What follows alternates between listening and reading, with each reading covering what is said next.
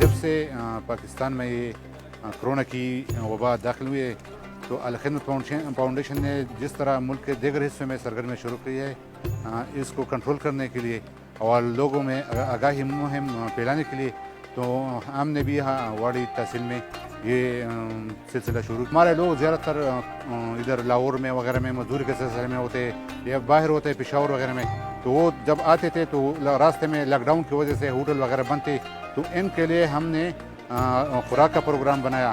ان کو پارسل دیتے, ان میں مختلف قسم کے لوگ ہوتے, بچے ہوتے, بوڑھے ہوتے, ان کو خوراک نہیں ملتا, 2-3 دن سے لوگ بھوکے ہوتے, تو ان کو ہم خوراک پہنچاتے. اس کے بعد رمضان آیا تو ہم نے افطاری کے لیے, کیونکہ پہلے کی طرح ہوٹل وغیرہ بند تھے, تو ہم نے ان لوگوں کے لیے یہ افطاری کا پروگرام کیا.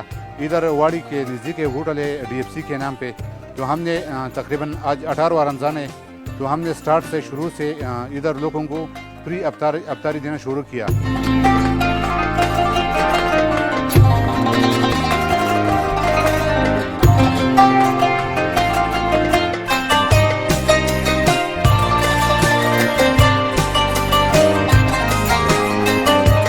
خدمت فاؤنڈیشن افطاری دسترخوان جو ہے یہ ہمارے واڑی زون کے ذمہ داران چلا رہے ہیں.